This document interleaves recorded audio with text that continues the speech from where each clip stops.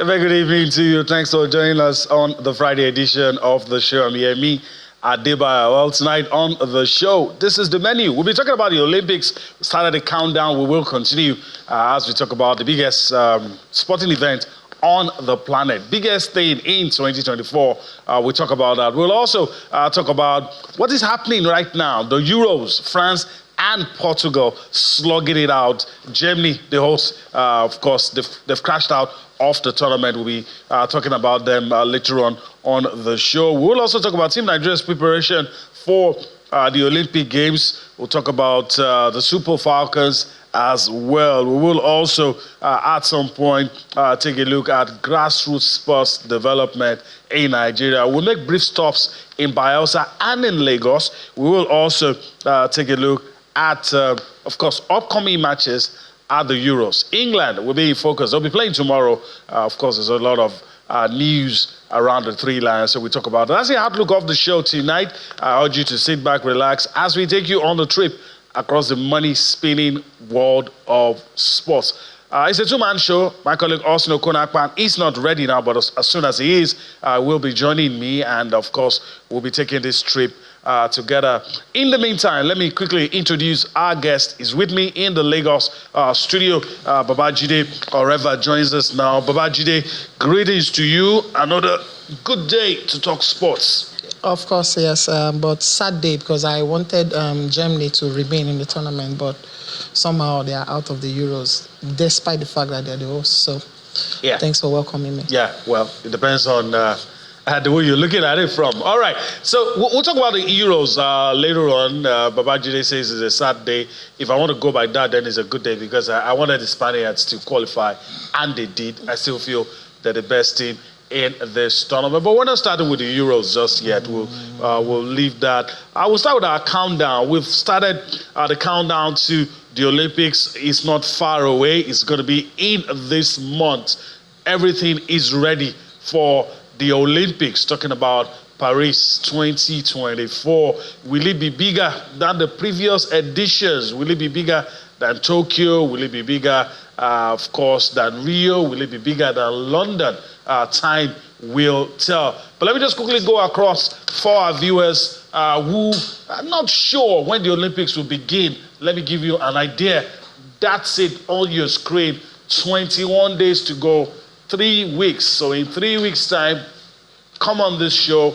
We will probably be showing you clips from the opening ceremony. And I presume the ceremony will probably be going on as we're having the show. So 21 days to the Olympics. Let's talk about the Olympics. Let's talk about the Eiffel Tower, one of the iconic structures in France, in Paris. And that place will be the place to host the Champions Park right there across. Will be the ones to host where the medalists will be hosted near the Eiffel Tower. You're going to see a lot of pictures. Babajide, let me ask you what I've been asking some of our guests that have been with us on the show. At this point, you're looking at all of this. Infrastructure is not going to be a problem. Facilities in tip-top shape. Maybe transportation, if those guys who threaten to go on strike do not go, and policing. Those are the two areas, in my own personal opinion, that could be issues. But being an advanced country they are, I feel their logistics should see them through. But the influx of people is definitely going to be an issue. So bearing those two, I'm going to ask you, are you feeling the vibes? 21 days to go to the biggest sporting event on the planet. Of course, yes. I've been feeling the vibes. As soon as France got the hosting rights for the Olympics, they've been preparing, and I've seen some of the facilities, and I'm marveled at how much they've prepared. But personally, I want to see how the Nigerian contingent will will be welcomed. I want to see the colors of the green, white, green. I need to see the the fashion, we know how Nigeria always display. Yes, that's the high point. Yes, I'm actually even talking about when they will be introduced, when the team file out. Yes, and then you see the colors of Nigeria. You see, we showcase our beauty, the culture and everything. Then also the kits are launched new, so you expect to see. I expect to see a beautiful tournament in Paris. Yeah, we all do. We expect to see something that would be breathtaking. And as the case as has always been with the Olympics, the new one is always better than the former. So if you were impressed with what you saw in Tokyo, then be ready to be wowed. Just look at these pictures, aerial shots of some of the facilities, aerial shots of some of the centers where these games will be played, and just to show you that Paris is ready. Like I said, my colleague Austin Okuna-Akpan is ready now. He joins us as we continue with our conversation in and around the Olympics and all the other things in the world of sports. Austin, it's good to have you join us. It's good to be on the show. Yeah, Spotty, greetings to you and all our viewers from different parts of the world. Still an action-packed world of sports. I'll leave the Euros because you've already gotten into the show. Let me just jump into the Paris Olympics. I love the fact that Paris, they are making efforts. They really want to give us the sort of Olympics that will get us talking. And, particularly because they've got iconic sites right there in Paris. And as I said the other day on the show, it's not just about Paris. They're using this Olympics to showcase the country called France. Different events will happen in different cities all across the country, and they've given us state-of-the-art equipment, facilities. The stadiums look good, so we cannot wait for our top athletes to get to Paris and, give us a fantastic conversation when talking about sports. This is the biggest sporting event ever, and the best of the best will converge in France. I just hope that Nigeria will get us talking. We know the way we are with our preparations, so let's not talk about that one. Let's just hope that the Niger spirit will guide the team, that we get there, catch fire, and get the world talking about Nigeria. Yeah, we hope so. All right, let's bring the conversation nearer home, or let's bring it home as the case will be. Let's look at the list of Nigerian athletes who have qualified, who will be in Paris. And just turn my back and let's talk about it. And individual games, ticket, individuals. So we start with the brightest prospect, Tobiloba Amoshon, 100-meter hurdles, women. She's booked her place. Faithful Ofili, she's going to compete in the 100 meters, 200, 4x100 meter relay. Tima, God bless, same events. Rosemary Chukuma, 100 meters, and the 4x100 meter relay. Elia is in there, 400, 4x400, and of course also in the mixed relays. Now you have Ese Brume, another very promising athlete, a prospect, a medal prospect for Nigeria and Africa. Ese Brume right there. So let's see some other names. Ruth Ozoro in long jump, Favor Ashe, 100 meters, and the 4x100 meter relay for she's going to be there. Godson Ogene Brume, 100 meters, and the 4x100. Chudi Onwuzurike, 200 meters, and the 4x100 meters. Chidi Okezie, is going to be competing in the 400, 4x400, 400 meters mixed relay. Ezekiel Nathaniel, 400 meter hurdles. These are the athletes that will be representing Nigeria at the Olympics. Booked their place. Samuel Ogaji, you have 400 meters, 400 meters, 4x400 meters, that's the relay, and also the mixed relay. The man that needs little or no introduction when it comes to shot put, the name synonymous to shot put, Chukwuebuka Enekoechi is in there. Edoze Ibadan, 100 meters. Then you have Temitope Adeshino in the high jump. So these are the athletes that have booked their sports, will be representing Nigeria. Athletics has been a place where a lot is expected. So we hope that these athletes will do us proud. All right, let's quickly move on now because we're going to talk about all of this all together. Let's talk about the D Tigers. We know they're going to be in there as well. First, let's tell you that they've been invited into pre-Olympic tournament. So these are the players that have been invited who represent Nigeria: Amy Okonkwo, Ezine Kanu, Promise Amukamara, Elizabeth Balogun, Nicole Enabosi, Tomi Taiwo. These are the names of the members of the D-Tigers squad will be in Paris. Let's flip. Invited to come. So let's flip and see some other names. Ifunaya Okoro, you have Majona Tumusa, Lauren Ebo, Blessing Jofor, and Sholakpe Amushon. These are the invited players: Rita Igbokwe, Lucy Ebe, Adebola Adeyeye, and Christine Iwala. So these are the players who will get the chance, hopefully, to show what they're capable of and probably be on the plane to Paris. All right, for the games, they've been warm-up games for the Olympics. That is, Nigeria will play against Germany in Berlin. Of course, Nigeria will be up against Serbia in Belgrade. Then Nigeria takes on Japan. Of course, they will be in France. Then it will be in Lille, where they will. 3 good games for the girls, and we're hoping that these games will put them in a good shape. All right, before I get to Babajide, let me give the floor to Austin. You talk about these 2 things quickly, even though we don't have too much time. But, I mean, the athletes that have booked their sports, especially in athletics, I don't know, forgive me if I'm singling out S.A. Brume and Toby Amushon. You would expect those 2, the spotlight will be on them. Do you fancy any of the other athletes as well to get something from the Olympics? Favor of Philly, favor of Philly all day, every day.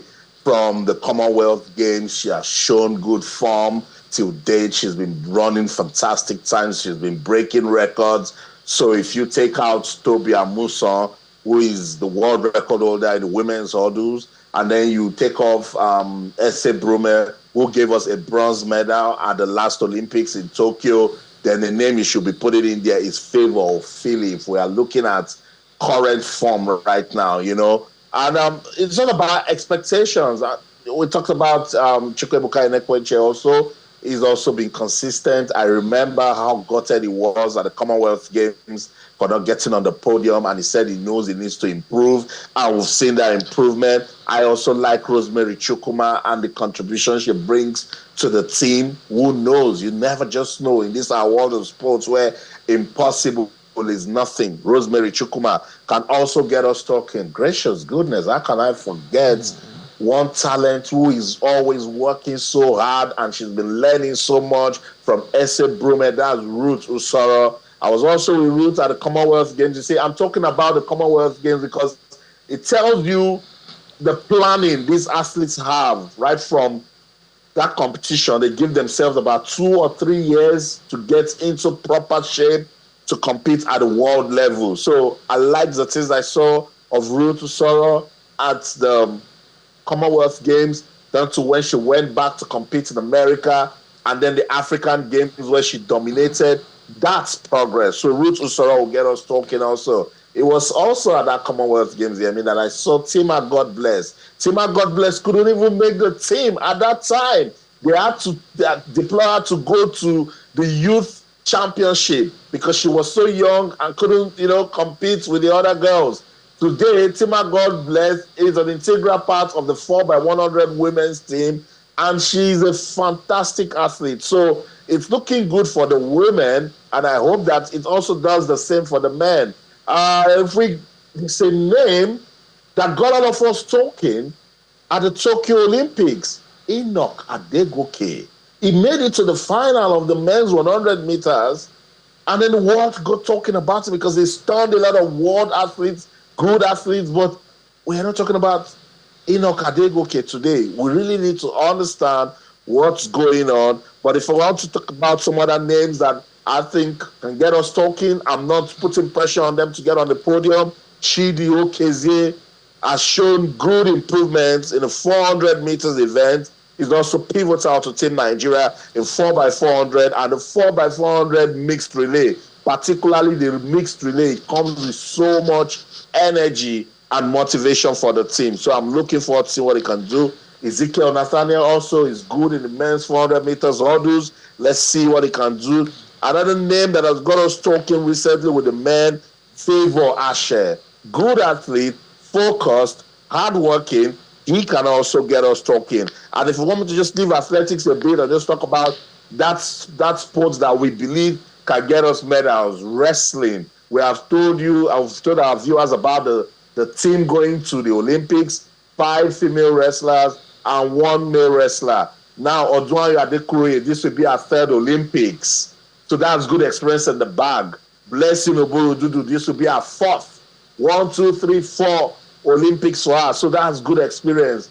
Hannah Ruben, this will be our 2nd Olympics, except for the other wrestlers that are debutants. So you see, it's looking like a good experience for Team Nigeria. So let's just hope that the team will go out there, get motivated, and do what they have to do. With the basketball roster, no complaints, no worries. The girls, they know themselves. I love the D Tigers and the energy they bring whenever they get on the court for Team Nigeria.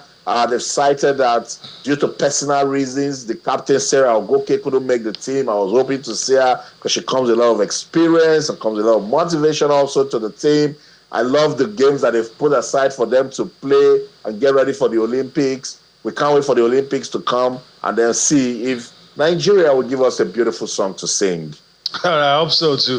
Let me go to Babajide now. And Babajide, your thoughts. You Austin said he doesn't want to put pressure on the athletes. Pressure is always on them. And there's this talk. The administrators, not coming from the athletes, that look, we're going to surpass what we did in '96. So, looking at preparation, looking at our athletes, do you feel we're going to be able to do that? And where are you pinning your hopes, your medal hopes, on which of the athletes? Okay, in a while, we've seen a sports minister that has been pushing, but we've seen him. I do not know him, like I said, but like a father, he has been pushing that. And for me, I believe, or I hope Toby Amusan will be able to step up at this point, because this is now the Olympics. When it matters this most. Is the stage that you need to just get it right. I'm happy that, yes, everything that happened is now gone. Her. So now she has to focus, and possibly, I strongly feel this girl has even much more that she could offer, and I hope at the Olympic stage she will just get it right. But however, I'm happy for the Tigress, because getting a Nigerian team, a female basketball team playing in the Olympics, it's a beautiful one. Then now they are drawn in a very dicey group against host France. They also play Canada. Then I think their first game will be against Australia. I hope these girls will also live up to expectation. This is Africa, and they know what the Nigerian dream is. So it's possible.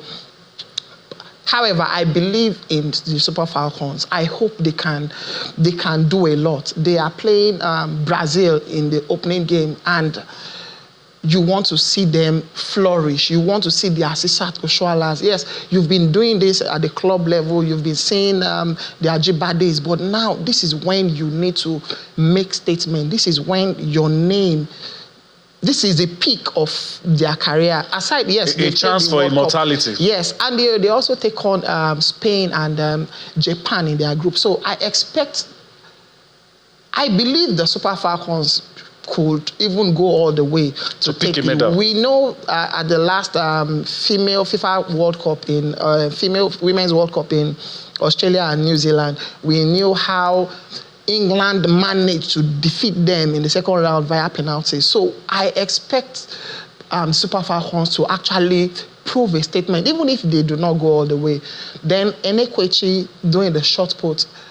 I strongly feel we might surpass the feat we achieved in 1996. Okay. That's a confident person. Babajide, feeling we might do it. I'm very sure you'll be asking me what I feel. I have the right to keep quiet. I played the fifth, so I'm not going to say anything on that, but I'll be happy if we do, actually. Let's go on a break right about now. When we return from that break, we'll still be talking the Olympics, talking about all the things happening in your fast-paced, money-spinning, and rewarding world of sports. All right. Well, we're in the studio, but of course, we're getting feelers from what is happening right there in Germany. 65 minutes of football played between Portugal and France is still goalless. And trust us, we'll be your eyes and your ears. We'll let you know if anything has happened, but now it's still goalless. And of course, we have our man Austin, who's with us, but his heart and mind with those guys in Germany. I can imagine what would happen if it was England playing. But anyway, I'm very sure Austin will let us know if there's an update. So we move on from the conversation. It's time to come home and talk about some of the things happening. Let's start with Lagos State, and let's talk about of course, the Lagos State government pledging their support for school sports. That's what they've been saying. They've reaffirmed the commitment to development of school sports in the state. The government, through a sport trust fund, donated sporting equipment and facilities to 644 secondary schools, 5 technical schools, and 5 tertiary institutions in the state. The state's Commissioner for Youth and Social Development, Bolaji Ogunlende, said the gesture was part of the Governor Babajide Sanwo-Olu's administration, their promise to students within the sports and educational sector. So this is good. This is heartwarming. You can see the equipment. Sporting equipment donated to these students across board, 644 secondary schools and 5 technical schools in the state, and even tertiary institutions not left out. Let's take some reactions. We'll come back to dissect the impact of this laudable gesture. I also one more time recognize the LSSTF understands the place of sports in the overall development of youths and students and the multiplier effects on the society at large. Besides this equipment being distributed, the LSSTF has finally completed the reconstruction of an Olympic-sized swimming pool, a warm-up pool, and a 20-seater spectator stand at the Rose Park Center in Lagos, Iyaba. This project will soon be commissioned and handed over to the Sports Commission. And it is expected that the numbers of medals in the swimming for the state will triple in future swimming competitive events. Our commitment to supporting our schools and students is unwavering, and we assure you here seated today, this will not be a one-off investment, as we pledge to always make significant inroads towards sports investment in our youth. In Lagos State, we will continue to break new grounds as we ensure to continue to lead the way for everyone in the country, because we believe that every student deserves access to quality equipment and resources to help them harness their full potential.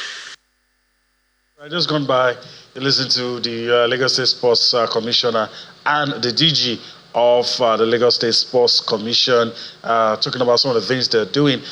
You saw some of the equipment. You're looking at tennis boards, Scrabble board, boxing, punching bags, basketball hoops, cricket helmets, taekwondo, kicking pads, judo mats, swimming caps, badminton rackets, and all of that. So very laudable gesture. All right, let me yield to Austin now. You know, you can't quantify the impact of things like this, and I'm very happy that they are already expecting that in major sporting events, Lagos will begin to see a rise in the amount of medals won with this kind of investment.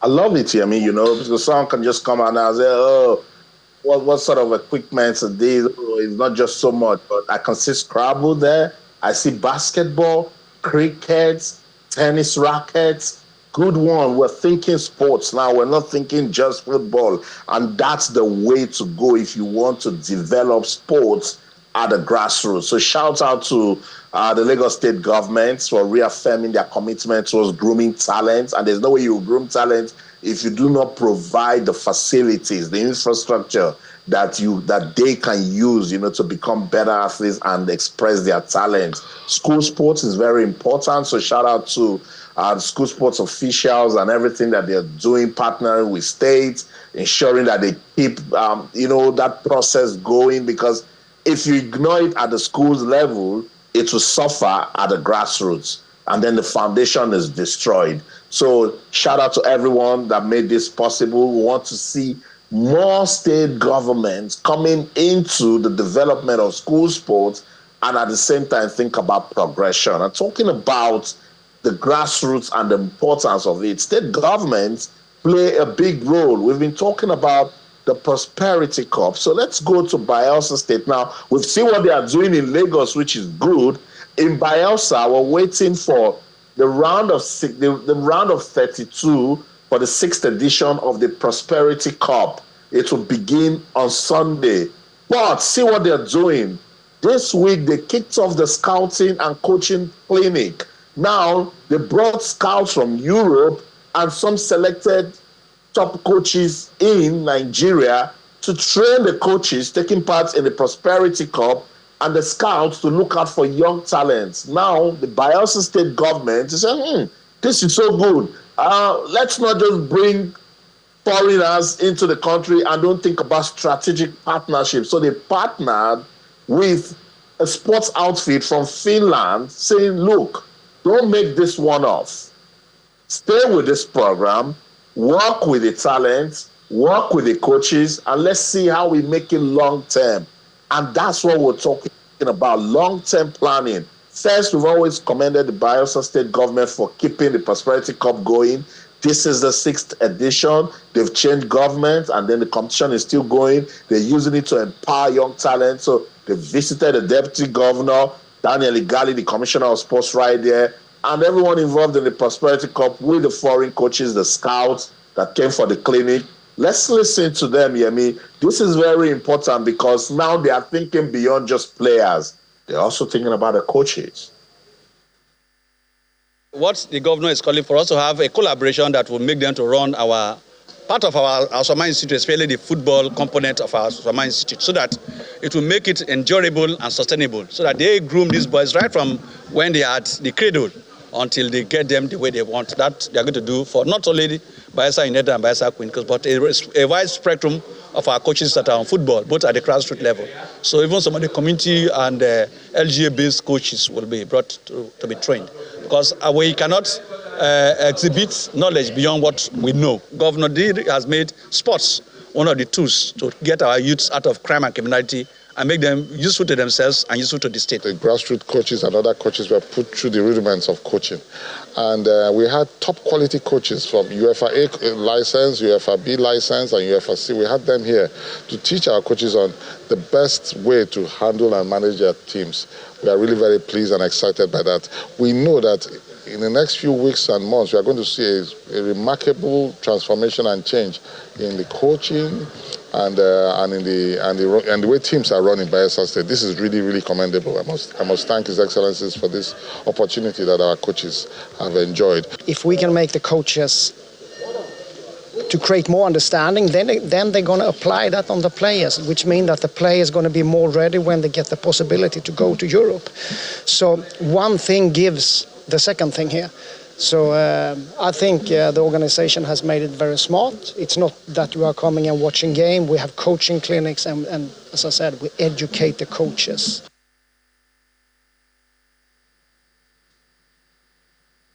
UEFA licensed coach from Sweden speaking right there, the Prosperity Cup, a 6th edition, state government seeing it as one way that they can use to develop the youth in the community. Babajide Oreva, each time I talk about the grassroots and I see government that are being proactive with it, I love it. Is this the way to go? Yes, it's the way to go. The way to go. When I saw the Deputy Governor Lawrence Oyerujakpo, I understand his kind of philosophy. I remember there was a time I was in Yenagwa. He is a sports-loving person, including the Governor Doyediri, and Bayelsa has it. That's why they've also tried as much as possible to beautify the Samson Siasia Stadium. So this is the way to go, because we know we need to catch them young. And they are doing this right there, even in Bayelsa. It's a lot of investment to now understand that we need to invest in the youths, in grassroots. And I love the fact that the prosperity government are doing this. And just like Austin said earlier, I wish other state governments will emulate this this laudable gesture, because in the end, it pays back to that state. Like I've always believed that, look, there's sports is money spinning. A lot of people will shake their heads when we talk about it, and there's enough for everybody if we do the right thing, if we put the structure in place. I mean, you don't even have to be greedy. And your having more doesn't stop the other person. Like I said, there's enough. So if we put the structures, and 2 years, 3 years down the line, maybe one of the players that has been put through the paces now begins to play for Real Madrid, and all of this, we'll be able to say, oh, this started from the Prosperity Cup, and imagine we're now doing that across the 36 states. It doesn't have to be football, just like Austin said, it doesn't have to be football. I mean, but know that you have to invest what government owes the community, what government holds the citizens, especially with sports and the power of sports, is to ensure that that structure is in place, is to ensure that there's enabling environment. And if you do that, then put the investment. The rest will take care of itself. Yeah, I mean, if you know the topography of how Bayelsa is, you will understand why or how much this investment is. It's creek all through, and then to bring young players into the capital in Nagua, then also invite scouts from all over the world just to come and mentor these boys. And some of the best athletes you will see, some of the best footballers you will see, some of the best whatsoever you see in every facet of life, some of them are down, deep down, where you will not even find. So this is why I love the fact that, yes, this government is making efforts to reach out. It's Bayelsa and it's beautiful. All right, it's Bayelsa and it's beautiful. I like the play on words there. All right, so let's move on to the Euros now. And of course, I've been reliably informed that it's still goalless, so we'll see what happens. Two European giants currently slugging it out. And as it is, one of them will go home today, no matter what happens. People have called these two teams cat with 9 lives, but those lives will be used up today. But let's talk about what happened earlier in the day. Spain and Germany. The Spaniards won 2-1. What an interesting game it was. Maybe I'll just quickly go across, give you an official confirmation of the results. 2-1 after extra time. Germany got an equalizer in the dying moments of the second half. I felt the Spaniards were defending too deep. It was just a goal. The Germans equalized, but the Spaniards came all out again, got a goal. At the point when they got that goal, there was no time for the Germans to recover. Babajide, let me just, in a minute, let me get your thoughts on that game. I felt the Spaniards deserved the win, but you also cannot fault Germany for effort. Yes, okay. Before Florian Voss got the equalizer for Germany, I felt it was all Spain. If you watch the match and take your time to see, the Germans, despite the fact that they're the host, they were trying to catch up with the Spaniards, but eventually they got it. And it's just unfortunate that they couldn't last until the penalty shootout. And that goal came at the last minute, and they are out of that tournament. They are hosting, but it's beautiful that they came this far, and they've been decent all through they've scored 10 goals. Spain also scored 10 goals, but somehow no more Germany at Euro 2024. All right, no more Germany. Let me go to Austin. Austin wanted the Germans. I wanted the Spaniards. I jokingly told a colleague of ours, someone I said, no beers tonight, no beers. Everybody's going home. I know, you called it for the Spaniards, and I think they truly did deserve to win. Gracious goodness, they kept fighting. They had more unity of purpose. They were effective with the ball. They did the man marking so well. They soaked pressure. Oh my, what sort of a player is Rodri? I said it yesterday that try not to make Rodri get creative. Just let him keep running. But he did both, Yemi. He was running and he was also creative. What can we say about Dani Olmo? You know, he scored the first goal and he sent in that delicious, cross for Mikel Merino to score the winner. And what a time to score that winner. 70 seconds remaining. 70 seconds. The Jammers, for the first time I've watched them, they were out of steam. It looked like it was just Toni Kroos who was ready to keep winning, to keep running, because it felt like, look, this can't be my last game. If I'm to bow out, let me at least get to the semis or even the finals. Mm-hmm. But his teammates weren't just doing it. They weren't just effective. They were throwing away chances. On the final third, they were clueless, Even the Merino's goal, where was Rudiger?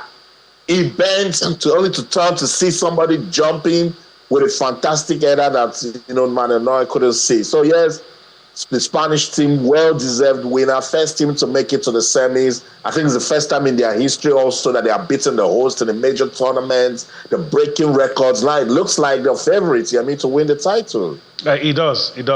On the balance of play. It does. All right, let's go now and get ahead of ourselves before we come back. We'll come back to the game currently going on, but let's get ahead of ourselves. Let's look at tomorrow's games, and that's what we get us talking, because now we'll have to talk about England and the other teams remaining in the competition. All right, so it's going to be the Three Lions of England up against Switzerland tomorrow. The Netherlands, the Orange Boys, will be up against Turkey. Of course, Turkey will be missing one of their players who has been banned for 2 matches. So these are Saturday's fixtures. Babajide, quick one. Your expectations from the game. Some still feel that England are favourites. Okay, so for me, tomorrow's game, nowhere to hide, no more hiding place for the Three Lions, and they need to be careful. Switzerland, Shaka has been fantastic in this tournament. Also, the striker, Bril Embolo, is a Cameroonian descent, and we've seen him over time bully the defense. However, nothing to take away from England, but I feel the noise has been too much, unlike what is the reality on ground. Luckily for them, they were able to find a way past in their last game where Bellingham did the goals, and but tomorrow's game, no more place to hide, no more hiding place. However, I feel there might be a shock in the next game, because I strongly feel Turkey might get ahead of Netherlands tomorrow. All right, so let me put myself on the spot, since people say I put a lot of people on the spot, so let me be on the spot. England, Switzerland, I'm not impressed with the Three Lions, but I think they will go through. Netherlands, Turkey, I'll go with the Netherlands, and I hope I don't get to eat the humble pie, but it's going to be England, Netherlands for me, so let's see what happens. I think that's a good pick, England, they will be pleased because Jude Bellingham will be available for that one tomorrow. He has escaped an immediate ban from UEFA because of what they considered misconduct in the celebration right after he scored that goal against Slovakia. So it's good to know that Jude will be part of the team. But now in Europe, the media is like this. Oh, you give Jude Bellingham a fine, and then you tell Turkey's Demiral that is banned for 2 matches, so UEFA needs to find a way to come out to explain whenever they give this sort of verdict. But I believe the English team will improve. Gareth Southgate has been talking. Local media here, they've also been supporting the team that if there's any time they need to improve, it should be this game against Switzerland, because the Swiss team, they're effective, make good use of the ball, and of course they score. They're an attacking side, and they will in no way respect this English team. So for England to beat Switzerland tomorrow, they must get their game on. So let's listen to John Stones. He's been reacting again ahead of that game against Switzerland. In the World Cup, we had a another, not a similar run, but a run that we felt we could win, and it didn't happen. I think we've got to use those sorts of situations and learning curves to our advantage now, and you know, we've got an incredible opportunity the weekend to get through to another stage. Yeah, I'm a big believer of, you know, we've been in these positions before now, and it's time for us to realise where we are and the magnitude of these things and what we believe we can do and put that into practice. I think it's the biggest thrill for me and that I can get out of playing, you know, that winning feeling, to create history for us as a nation, you know, for everyone back home, me personally and the lads, to do something that's never been done before and lift this trophy. I think how they've played this tournament and the players that they've got, they've been brilliant. So that's down to us now. Me giving advice to the guys up top, pressing or playing against the likes of Manu, I think is an exceptional player. I'm sure he's doing the same to his teammates about me, Walks, Phil.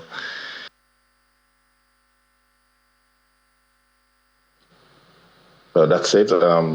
England's player, you know, speaking ahead of that game against Switzerland, a very effective team, a team that has, you know, shown that they also have the quality to go all the way. Babajide, if you look at this English team, a lot of fans have expressed worries over the team, but with the way they showed character and bounced back against Slovakia, do you think that this team will improve against Switzerland tomorrow?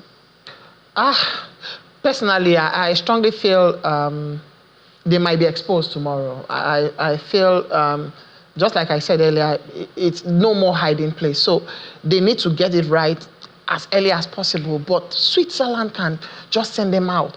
I feel media whatsoever has really pushed England more than how I think they are. But they might just shut me up tomorrow and do the winning. But I strongly feel that the Netherlands the Switzerland could just get the win tomorrow. All right. Trust me, if that happens, we're not going to hear the last of it.